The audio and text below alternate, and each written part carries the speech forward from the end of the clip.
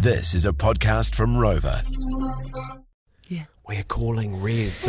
We're both very nervous. I'm so excited. Here we go. He's gonna... Hello? Hello, is this Rezz? Yeah, this is Rezz. Hello. Hello, Rezz! Rezz, you're finally on the show. We're so excited. I am also excited by this energy right now. Oh, I love it so much. I'm smiling ear to ear. I have wanted you on this show all year. I fell in love with you. I will be honest. I did really fall in love with you when I saw Underplayed. Yeah, what a the film. documentary. Oh, yeah, amazing. Oh, yes. Incredible. Now, to start off with, you're in Toronto right now, eh? I'm actually in Florida right now. Oh. I have a place in Florida that I hang out at a lot. Oh, lucky. Oh, Kokomo, Beach Yeah. Boys. At the Florida Keys. That place. Yeah. What'd you say, sorry? What's the last thing you said? Florida Keys. Is that where the Beach Boys did that Kokomo record? Is that where it is? I actually have no idea, to be honest, because I've only been living here. Yeah, I've only been living here for a year, so I'm kind of still new here. Yes, no, that's all right. Nice. We'll kick into it. Now, to start off, we absolutely love your genre. We love your music. You're so different. But what we want to know here at GeorgeFM and our audience, we really want to know how you would describe your genre of music. We're trying to pinpoint it. It's like a new beat / mid-tempo bass. And I think we really want to... What do you call it? Yeah. I feel like that's pretty accurate. I feel like a lot of people refer to it as mid-tempo. I'm not the one that titled it as such, but it seems to be what's been circulating over the last few years, mid-tempo, bass, kind of music. But the way I would describe it is that as well, but also just very slow-paced, ominous, kind of eerie, heavy music. That's kind of and I mean, just kind of hypnotic sounding too in a lot of ways. I like the kind of repetition, and just you kind of just get lost in it. That's how I would describe it. Oh, it's so good. I definitely do want to see you live one day. You were in New Zealand. Was it 2019? I think you're right. I think it was 2019, yeah. Yes, you need to come back, babe. Yeah, any plans on the horizon? I would love to. I would love to come back. Oh, definitely. Now, we'll get into your song, Let Me In, your recent one. We play it here on George. We absolutely love it. And you've got your Spiral album dropping soon. When is it dropping? You said in fall. But, I need a bit more than when's that. fall? When is that? Well, all I can say is that it is coming out next month. Ooh. But I don't think I can say the exact date yet, though I'm going to say the date really soon. In a week or so, I'm going to be able to announce the date. But yeah, next month is when it is coming out. Yep, great. And you're touring Spiral in 2022 as well. With overall, your growth of production from 2015 when you first, you released your very first EP, Insurrection, compared to now Spiral. I just kind of want to know, in terms of, your brand, your image, visuals, music production, how's that process been, and how do you feel with all of your success within those last 6-7 years?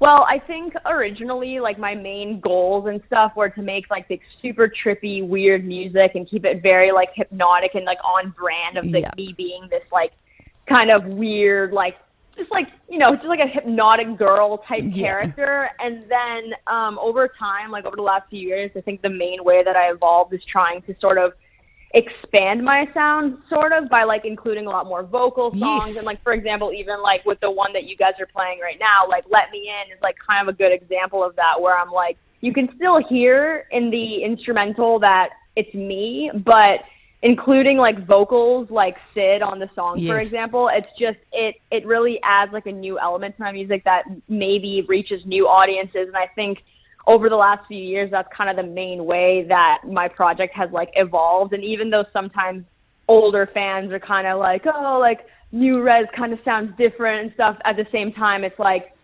there's so many new fans as well. And and at the same time, with Spiral, I'm making sure always that I'm still making very strange, weird music too. Like that kind of stuff is like what comes most natural for me anyway. So no matter what, even if certain fans think that I'm like maybe expanding my horizons a little bit too far to the more radio-esque type stuff, like they're still going to be satisfied by the weirder stuff because I'll never stop making that too. Oh, you know? Totally. I'm glad you said that because I have totally noticed that listening to your albums from 2015 and you're more vocal heavy. Do you think Spiral is going to have more of that? I would say it's about half for Spiral. Nice. Like there's definitely some vocal songs on there for sure, but there also is just pure weird instrumentals as well. There's definitely at least 5 or 6. And my previous albums have only been 8 songs, but this album is actually going to be 11 songs approximately. Yeah. So there's more to hear on this one, you know? So there's going to be so much satisfaction in the fact even if there's 6 really strange songs, that's going to hit my core original audience. But I do think without a doubt it was really important for me to branch out and do new things, you know, because otherwise if I didn't do that and I continued to only make the weird stuff, I would also get backlash for that as well, because people would be like, she just does the same thing over and over again, you know, so you can't really please everyone. So you gotta just go and trust your own process and just do whatever feels right in that moment. I think you have the perfect balance and you need to keep going with that. What I want to talk about is obviously Underplayed and being a woman in EDM music in that world.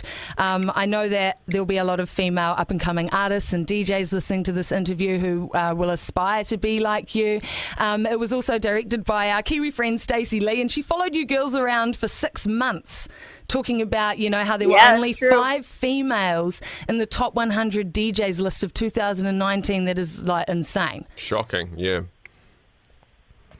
Yeah, I mean, that is without question very insane. But that whole filming process was extremely, extremely fun with Stacey. She's honestly the best. Yeah, no, and I do want to ask I know that you started in 2014 and you keep a little booklet of all these philosophical quotes and things, but I do need to ask, throughout your journey of being, you know, becoming successful as the top 5, you know, DJs in the world, and I was wondering if you experienced any pushback or any roadblocks from other people, and if so, how did you get through those as a woman in the scene?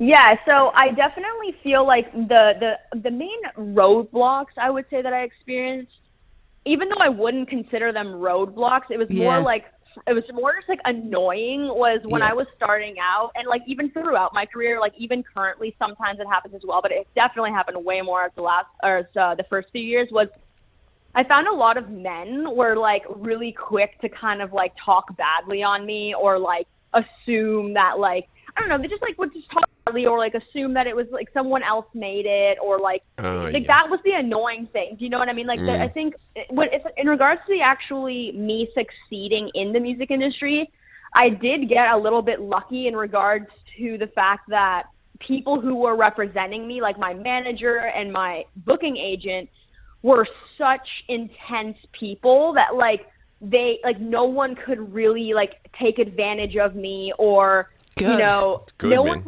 one could have. Yeah, that's the thing, is I had really intense sort of guards behind me in a way where the industry couldn't really screw me over, you know what I mean? Because You had the a good people that team. were representing me, my team was just so powerful and so strong that I didn't get to really experience too much of the industry backlash, because they had my back so hard. But in regards to the general world, the general public, human beings that are just watching my stuff and on the internet, that's a whole other story. People are very quick to doubt you. They're very quick to talk badly on you and say a bunch of things, you know. I feel in another way I also got a little bit lucky, because I have this sort of androgynous look. I feel a lot of girls who have a more feminine look, they experience a lot more of the kind of she's this or that, or she posts too many photos, whatever. And that's just ridiculous that people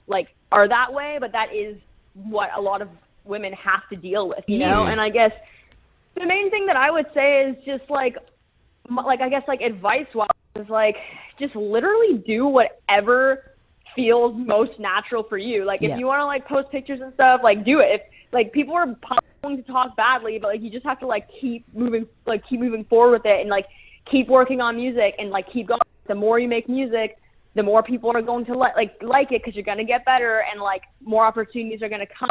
Like, yeah, sure, people are going to like hate on you along the way, maybe a little bit here and there, but like you just got to like simply keep going, you know? Like I ignored so many people on my come up. There's so many people who like doubted my success, was kind of like sarcastically pat my shoulder and be like, oh yeah, like good luck out there, Isabel. Like there's no way this is going to happen for you. But like I literally was just like so certain like that I didn't like even like I just like kept focusing and moving just kept going forward no matter what. Yes, you know, like and that was it. I think that's why I've fallen in love with you, because I absolutely just love that attitude, and like it's such great inspiration for myself as well. Even if it hasn't got anything to do with music, I just really love your attitude. And there's one quote here from your book that I now am going to use: drop negative thoughts within 60 seconds or restart the challenge. Do you remember that?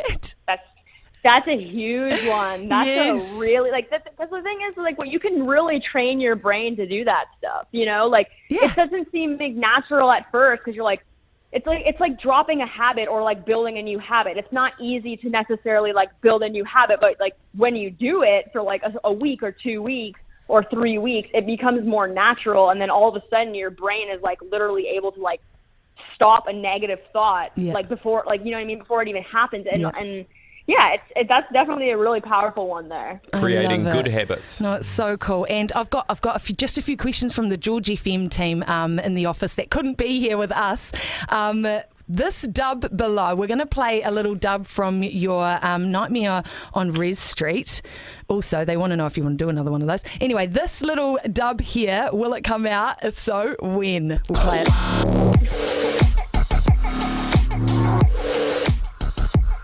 Can you hear that? Can you hear that? Yeah, I can hear that. Oh my God, this is so funny. No, I don't think that it's going to come out, only because it was definitely sort of exclusive to Nightmare on Rezz Street. And like, that's a good question about if I'm going to do another one. Yes. Ideally, I would love to do another one. Like, I would love to, but I feel like, I mean, it definitely won't be able to happen this year because like my album's coming out like literally in, you know, November and stuff like that. But definitely I will do one again. Like I don't know when it's going to be or anything, but like the way that Nightmare on Rezz Street even happened in the first place was like I was making so much music and stuff, and like a lot of that stuff I never wanted to put out as a single, and I didn't think that it was good enough to come out on like an EP or an album. So instead it would just be living on my computer and just like doing nothing on my computer. So what I ended up doing was I was like, oh, I have like 32 minutes of unreleased music that I otherwise probably would never put out. So instead I decided to like make a mix, and then next thing you know, I like tell my visual guy, I'm like, hey, like maybe we should do like a visual thing for this and like make it this like cohesive project and just like release it on like Halloween. And then it was like this 2-month process of like my visual guy getting like all these different artists involved and like video people involved to like make that whole Nightmare on Rezz Street thing come together. But it did come together within like 2 months, and so it happened really like spontaneously and randomly. And that's the thing that I love so much about that project was like the turnaround time was so fast, and there wasn't like so much build up on it, which made it so like hype when I announced it, because people were like, wait, what? Like 30 minutes of like unreleased music like randomly like this. And like that's sort of the way that I'm hoping that the next time I do it happens as well. I want it to be like natural and random and just like spirit of the moment, you know? Got that enthusiasm for a quick creative. Well, not quick. It was freaking insane. I watched it again yesterday and I was tripping. It's amazing visually. So you possibly might do another Nightmare on Rezz Street. That's what I got out of it. When you're after the album, when you've got more time. Will. Yeah. And also a huge congrats on Rezz Rocks, by the way. Thank you. Amazing. Thank you. That was, oh my God, that was absolutely insanity. Yeah. Where is Red Rocks? Rezz, whereabouts is that? It's in Denver, Colorado. So yeah, it's like in a very beautiful kind of area in the U.S. that is just yeah, it's easily one of my favorite venues. Definitely in my top 2-3 venues I've ever played in my life for sure is Red Rocks. And, Is the stage in a rock? There was crazy. Oh, it's in a Yeah, natural. it's like Yeah. yeah. You see it in her video on Instagram. It's just like I've it's got to go to insane. that. It Go and have sounds a look. fantastic. And also, Rezz, by the way, we've got the same birthday. We're both Aries. Yeah, we're all 3 Aries. Just wanted to put Wow, that incredible! That is just amazing. in there. But yes, Hey, Lee's got a question. Before you go, look, you as artists that we talk to so many. It's so good to have you on the show, and artists are always trying to find new vocalists, Rezz, aren't they? It's always hard to find new and upcoming vocalists as well, right?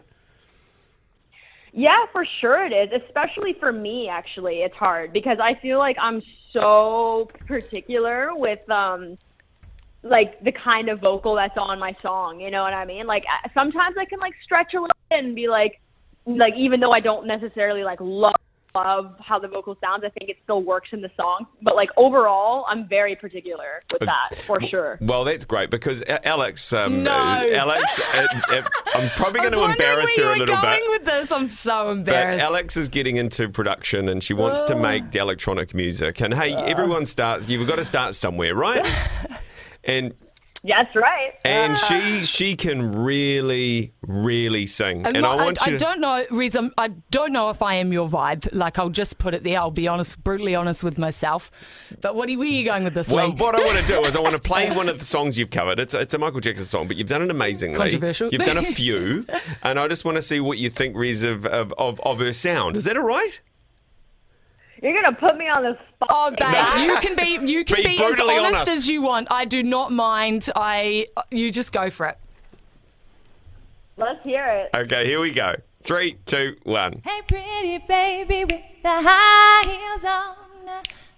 You give me fever like I never ever known. You're just a product of the loveliness. What do you think? That was amazing. She's got a I good really voice. enjoyed that. Oh, Yeah, you sound awesome. You hit every single note just flawlessly. oh, thank you so Told much. ya. She's blushing. She's tearing cunning. up. She's tearing up.